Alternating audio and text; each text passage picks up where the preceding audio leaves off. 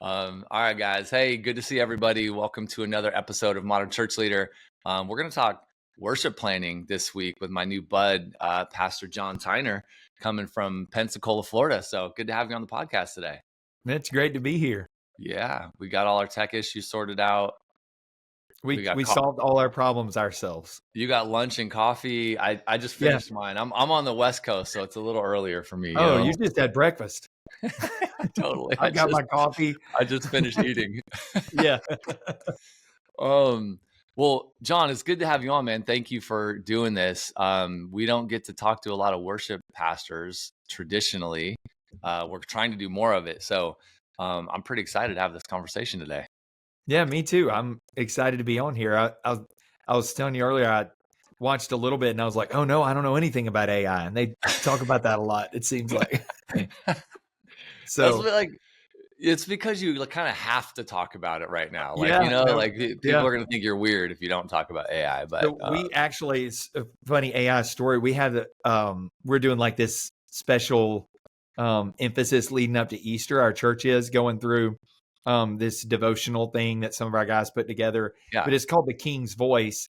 And so my production director was like, man, you should write a song about the King's voice to use. And I was like, I don't think there's time for me to get done. And he was like, well, I actually have something. And I was like, no kidding. So he sent me this whole like big, long, I mean, it was really wordy, a lot of lyrics and stuff. But I was like, dude, this is kind of incredible. Like I could like work with this maybe a little bit. He's like, I got to tell you, ChatGPT did it.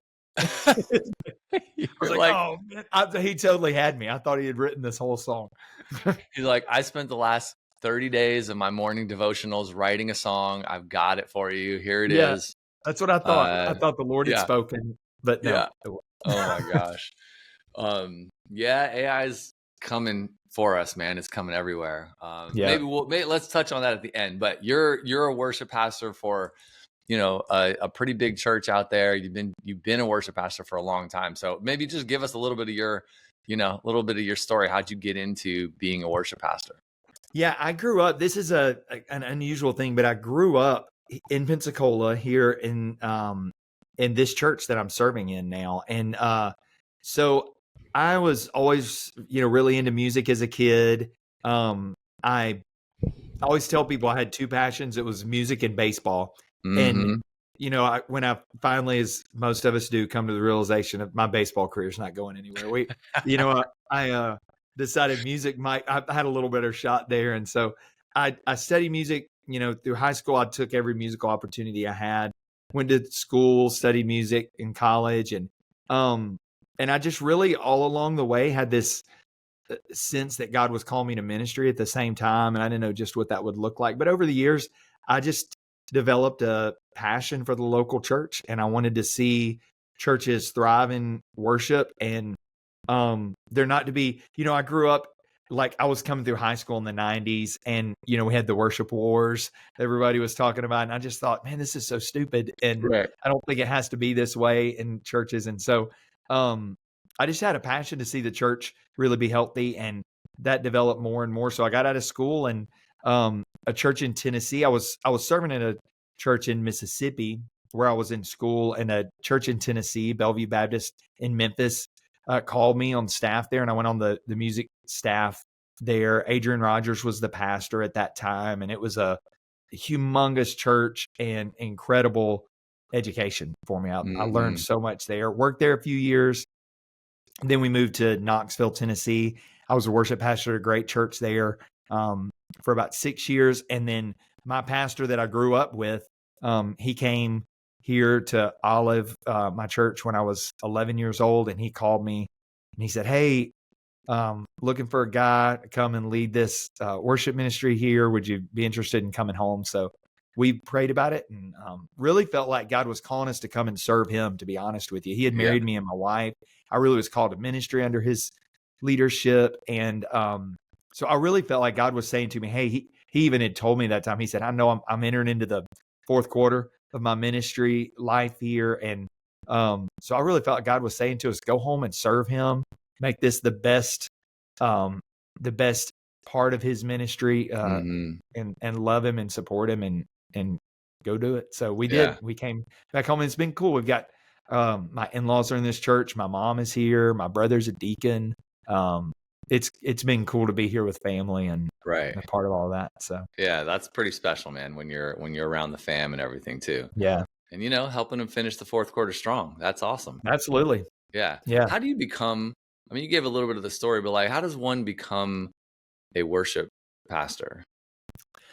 Did you go to school for it? Or did you study music? I think there's so many. I don't know that there's a one way really. My journey was really through like music education. That's where I felt like my gifts were, my passions were. Especially at that stage in my life.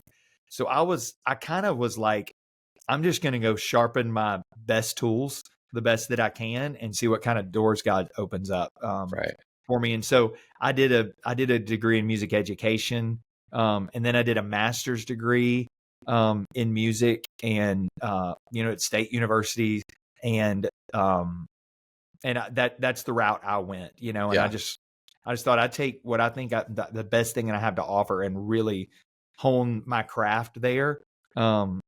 And doors started opening up for me that way. But there are lots of guys now. There are schools that are doing worship arts degrees and things like that. You could go to seminary. I mean, I know guys that are doing it that really didn't study any of that at all, and they're just because they were just gifted and good leaders. Got talent, yeah, right. God gave it to them. Yeah. What about the part of becoming a great worship leader? Do you start kind of in the in the band, and you're like you're the backup person or the side person, or you're playing drums, and then eventually you're like the lead guy? Like, what's that? I know it can be very different, so I'm sort of generically asking the question, like, how do you go through I mean, that process?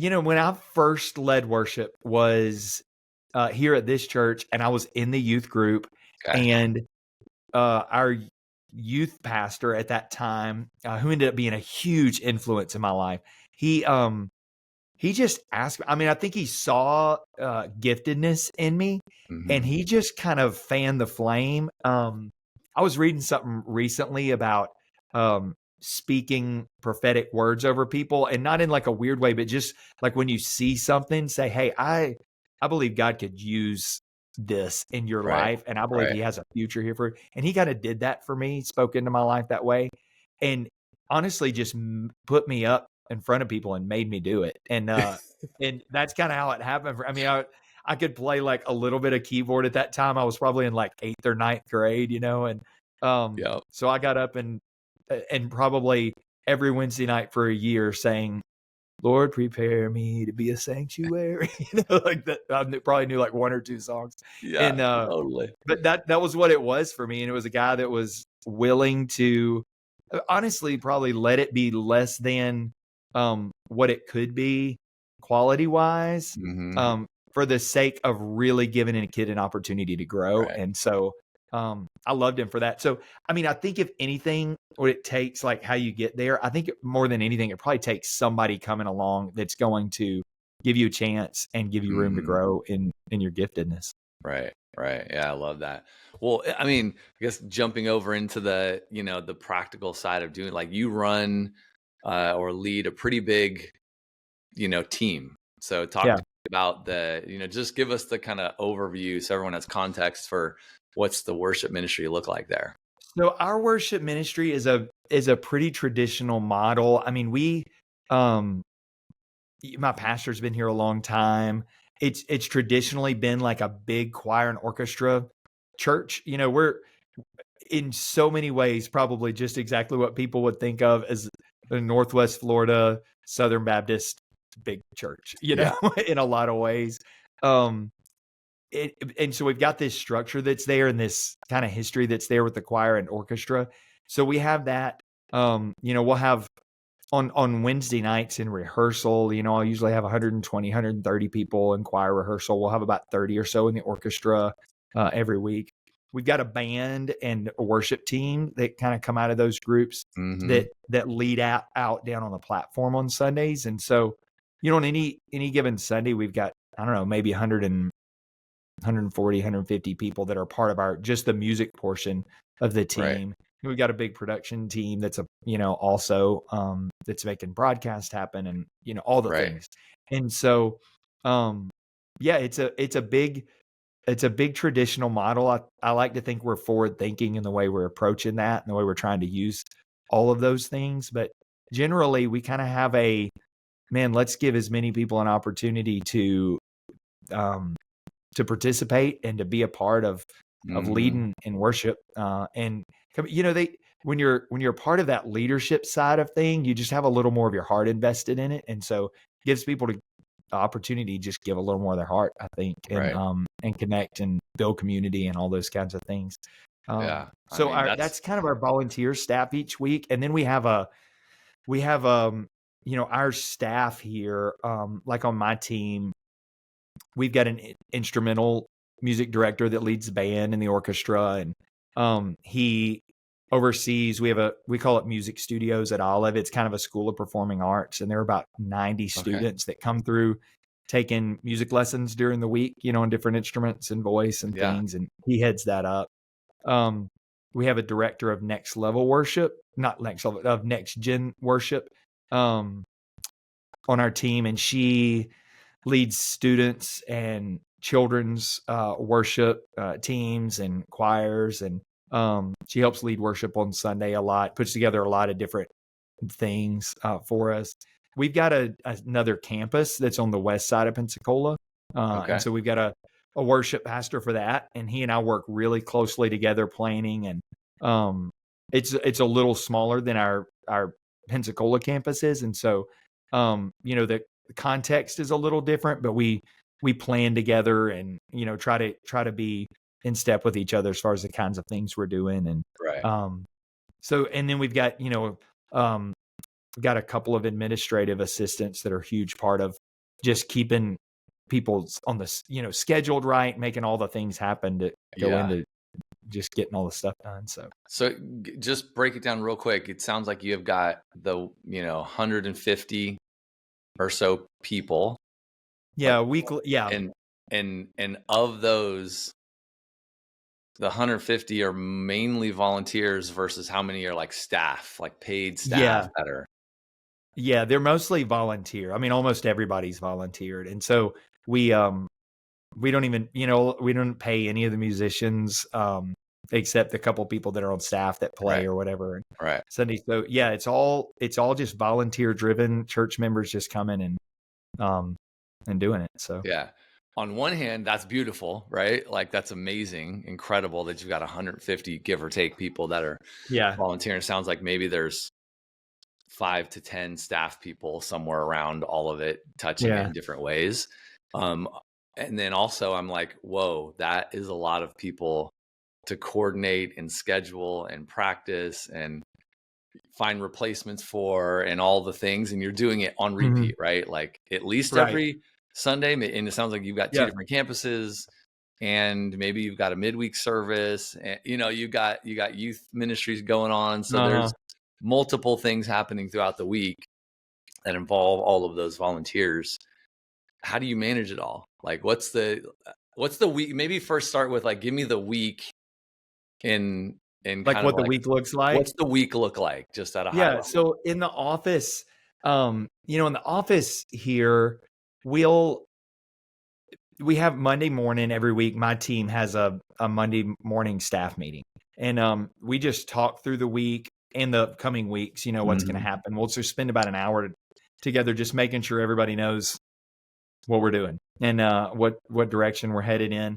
And then on Monday afternoon, we have a production meeting with our couple of guys that are on our production staff, which is it's a different department, but we work real closely, obviously, with them. And so we meet with them on Mondays. But really, I mean, so we're kind of talking through the week as it goes. But I mean, I would say most of my Monday is usually preparing for Wednesday night when all of our rehearsals and things happen. We kind of feel like if we can get Wednesday right, then Sunday will be a breeze. Sunday can be fun if you can get Wednesday right.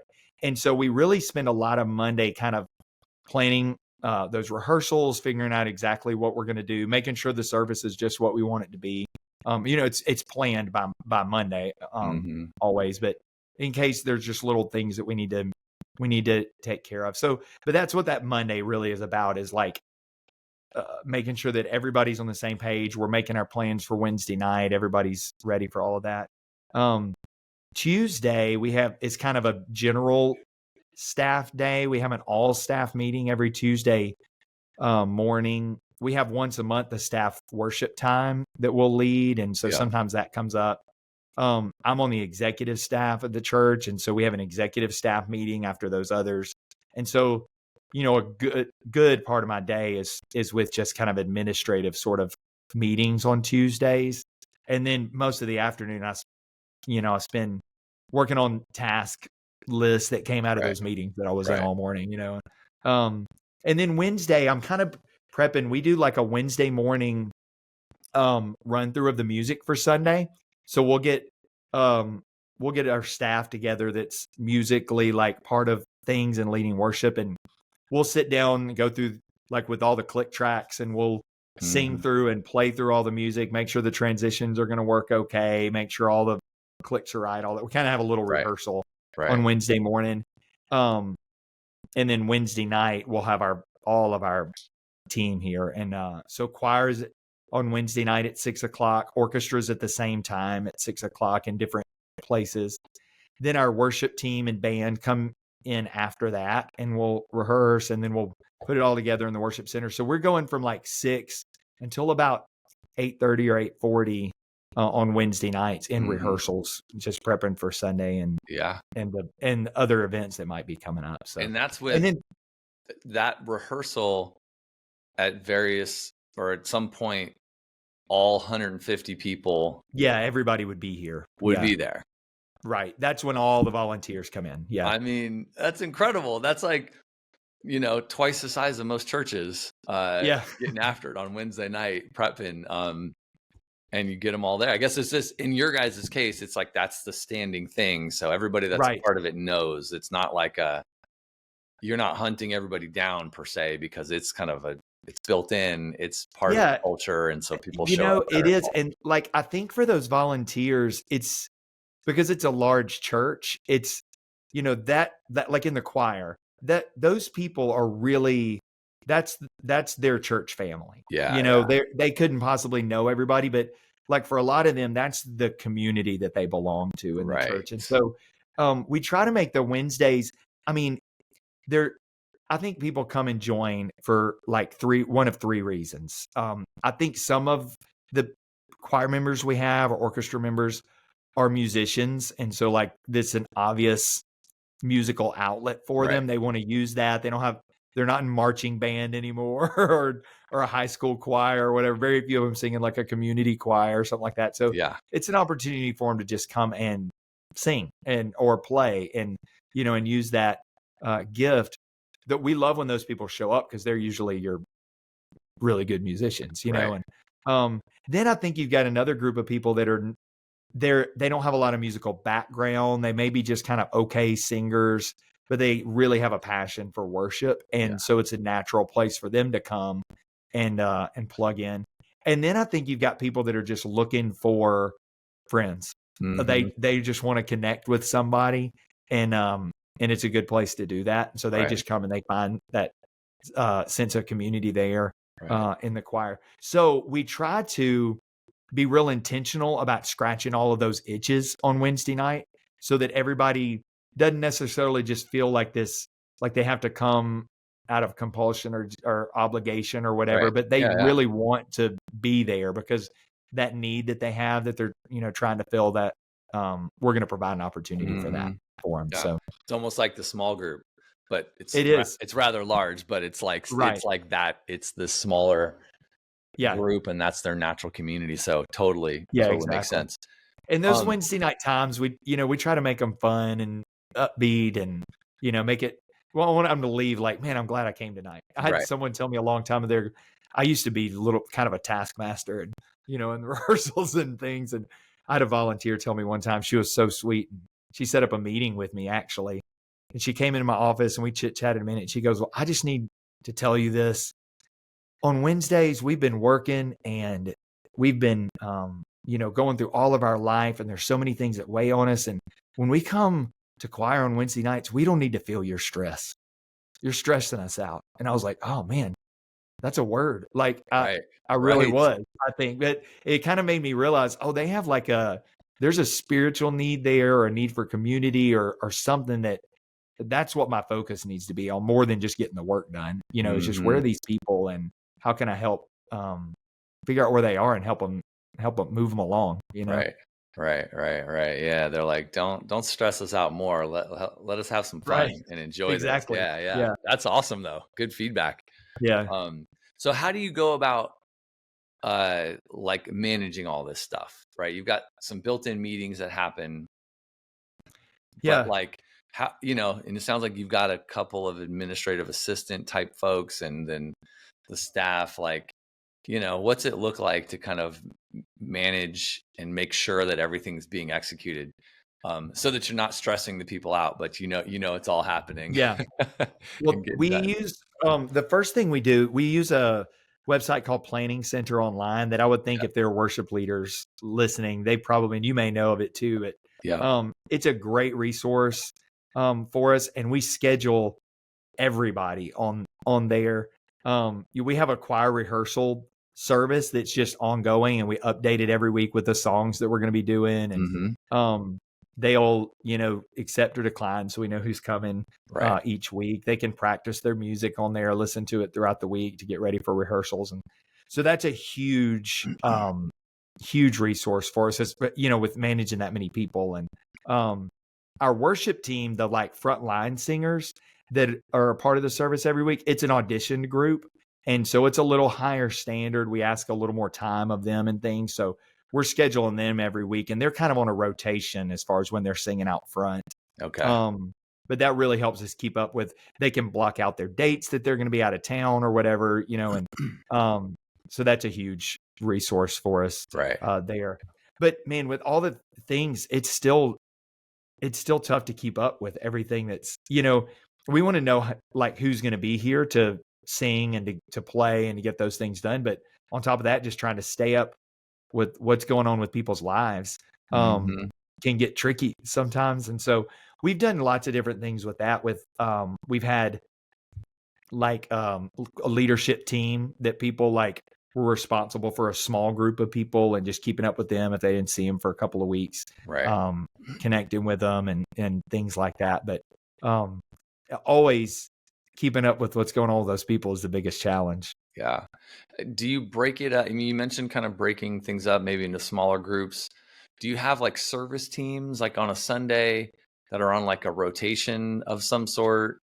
So like, you've got every first week in March, that's this group that's going to be kind of on platform. And then that's exactly what we do. Team. And so those guys kind of know they're scheduled in the software, and it's like, okay, you've always got week 1 of the month and you've got week 2 of the month, or however you guys do it. Like, is that? Yeah, that's exactly what we've done. And we've done it different ways over the year, but honestly, depending on like who and during that season was on and how much they were available, how many we needed. But that's exactly what we do. They're on like a regular set rotation, so they can look at the calendar and know. And I tell them, I'm like, hey, you'll be able to tell. So if you're like, going to go on vacation and you're trying to decide between this thing and this week and this week, all things being equal, like choose the one you're not scheduled, on. Right. And so, they're pretty good about that. Most of them. Yeah. But that's what we try to do to make it as easy as possible for them. Right. And are you cycling in different, like musicians, like the instruments and things like that too? Is that, you have a pretty big crew of those folks, or is that pretty consistent for every? Yeah, we do have a rotation for those as well. There's certain instruments that will have a little bigger roster for that we can rotate a little more. And there's some that, there may be times where it's like, oh, we really only have like one bass player right now, so he may play for a number of weeks in a row or whatever, but mostly we try to have like multiple people that are in that rotation as well with the instruments. When you're doing all this, what are some of the biggest, like, I don't know, challenges? You mentioned kind of like sort of ministering to people and like knowing people's needs and that kind of the pastoral side of it, less Mm-hmm. about the music, more about the caring for people. Outside of that, like what's another or a few other like the biggest challenges of like running the worship ministry? I think it is just anything you run into with a big group of volunteers. Yeah. Is always like the uncertainty of who's going to show up. I mean, for example, next week is Easter. Next week is also spring break for like all of the schools around here. All the school systems, the university that was really close to us down the road, everybody's on spring break the week of Easter, next week. And so I'm like freaking out that nobody's going to be here, rehearsal or an Easter Sunday to sing, so it's all, I think that's probably the biggest stressor a lot of times, as far as just the aspect of relying on volunteers. It is always just wondering who's going to really show up. Right. So, yeah. I mean, that makes sense to me. Yeah. Like the biggest stress is like, is this all going to happen? Is everyone going to show up that's supposed to show up? Yeah. That what you mentioned Easter, when it comes to this stuff, there's a handful of like bigger services every year, I would imagine. Most churches have that Easter, Christmas, things like that. Like how much more goes into planning those services for you guys? It depends on like what it is. This, we kind of came to a place a few years ago with Easter Sunday that we were like, do we want to do, if you really go all out on Easter Sunday, so far from what your norm is, it's like, does it feel like a bait and switch if they come back the next week and, you know what I mean? And you're like, hey, this isn't at all what they did the other day. And so we've kind of tried to do what we do. There are more people and it's more dynamic. We'll put a little more thought into kind of planning and things like that for it. But we try to make it feel like this is what Sunday feels like here. And we try to give our best every week. So Easter Sunday is one of those times. And honestly, if anything, we really try to make sure that we keep it a little bit condensed because there's so many more people than on a normal week. And we just got to practically get the parking lot turned over faster, in between services. Do you do multiple services on a weekend? Yeah, we do multiple services on a weekend. Okay. So we have, and Easter is like this year, it's our normal schedule. And we'll just be packed, both, and we'll have overflow and things. But sometimes, some years we've done additional services. And so we kind of go through our normal thing on Easter Sunday the last few years and have just tried to do it in a big dynamic way. Right. Now there are times like Christmas is a different story a little bit. At Christmas, we do a big Christmas concert every year, and we'll do multiple performances of that. And then Christmas Eve has gotten to be honestly, Christmas Eve, I think probably is a bigger day than Easter Sunday now for us. And I think that's probably, I don't know, I'd be interested in seeing like statistics on that, but I would think that may be starting to happen in a lot of places.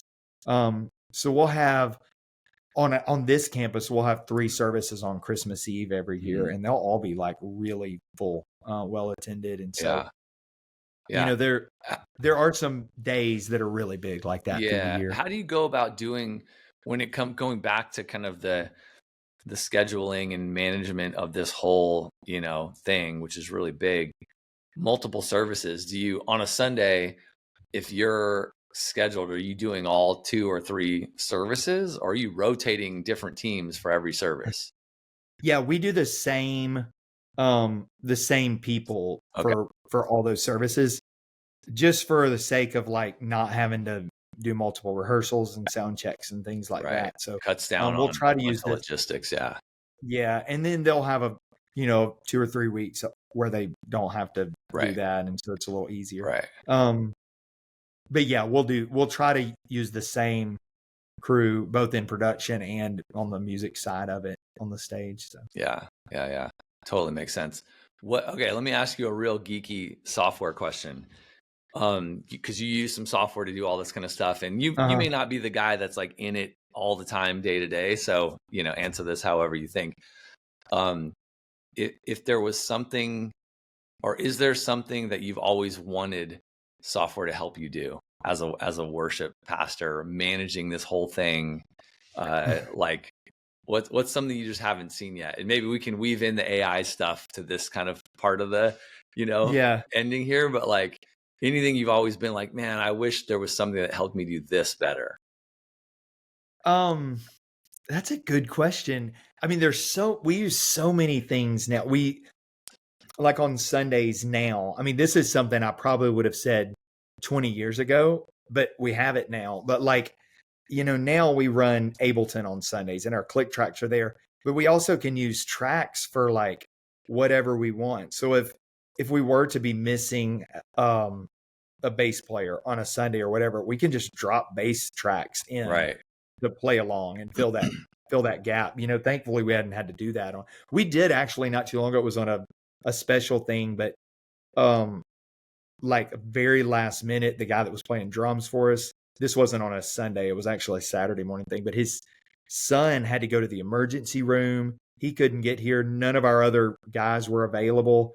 And we just dropped drum tracks in for those few songs we were leading at this event that day. And most people probably never knew the difference, So things like that are like, it blows my mind that we have that, now. Yeah. I mean, so I don't know if I have a good enough imagination to think. I would have to really think about the answer to that question. Like, what do I wish we could do? Yeah. Well, how do you think AI is going to impact your world? Just what are you thinking of there, or what have you heard?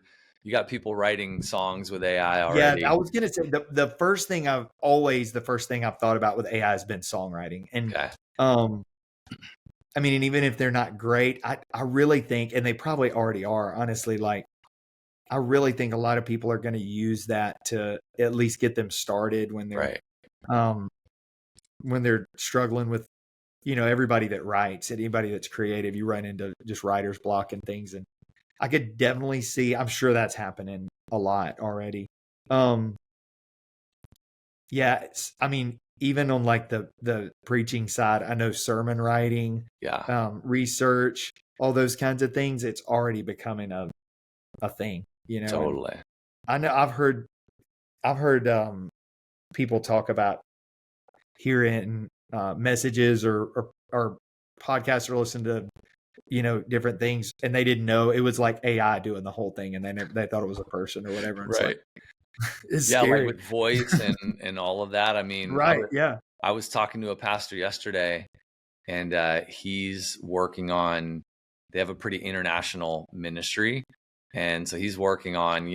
I'm preaching in English, but I'm doing some like leadership development work for all of our pastors. He kind of oversees about 900 churches, so he's like, they all speak different languages, so I can do my teaching in English, but then AI can turn it into Spanish or French or any other language, but it's still me doing it. But what the word coming out of my sound like me and everything, but it's a different language.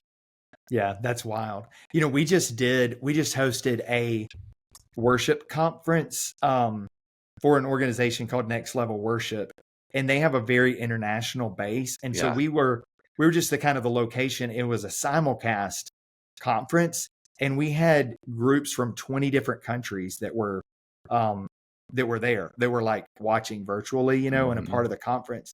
But something like that could have been, they had done some work ahead of time to try to get some translation, make some resources available and things. But like, on the fly, it's almost impossible to do that. But that is interesting, because something like that could be a huge game changer for any sort of international ministry like that. Yeah. Language. And I mean, I love your thought around like sermon prep and even songwriting assistance, let's call it, because you never want to take the human out of it. But AI will do a lot of the stuff. I'm sure at some point we'll be listening to songs that were completely written by AI. But I like the assistant aspect of it more than I like kind of a prompter. Yeah. Yeah, being like your assistant. It's like, I mean, there's people that have sermon writing teams and music writing teams and all these kind of things where it's a bunch of people collaborating to come up with, the end result, So I Right. like the kind of concept of AI as like a co-pilot, as an assistant, as part of the team, not the thing that's like, doing it for you per se. Yeah. Well, this is cool, man. Where can folks go to kind of check you guys out? You've got some of your worship stuff online, like on YouTube, on the website? Yeah. You can check out YouTube and Olive Baptist Church there. And you can check us out on Facebook. So they should probably search like Olive Baptist Church in Pensacola. Right. Yeah. Olive Baptist Church, Pensacola. You'd be able to find us. So yeah, we have a YouTube channel. I think we have some worship videos on there, on that YouTube channel somewhere as well. Facebook, our worship services, are there every week, and you can check all those streaming out. Love it. Well, man, this has been awesome. If you know any other great worship leaders, send them my way so that, we can get some more on the podcast here. But thanks for coming on today and sharing some of your experience with us. Well, thanks for having me. Yeah, absolutely. So everyone, go to YouTube, go to Olive Baptist Church in Pensacola, Florida, check out what they're up to. I mean, they've got a pretty awesome production going on, and we'll get some more worship leaders on the podcast, and we'll see everybody next week on another episode of Modern Church Leader. See ya.